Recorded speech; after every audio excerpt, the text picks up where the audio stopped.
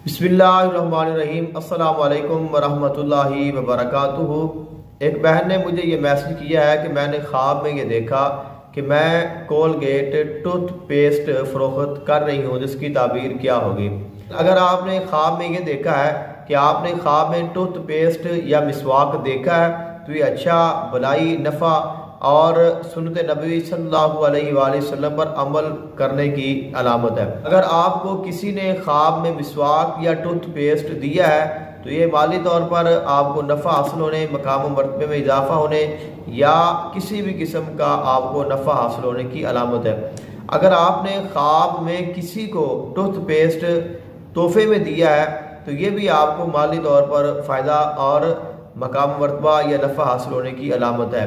तो ऐसे ही अगर आपने ख्वाब में टूथ पेस्ट को फ़रोख्त किया है तो इसमें भी आपको नफ़ा हासिल होने की और कोई ना कोई माली तौर पर या अज़वाजी तौर पर या दुनियावी तौर पर या दीनी तौर पर आपको ज़रूर इसके साथ कोई ना कोई फ़ायदा होगा।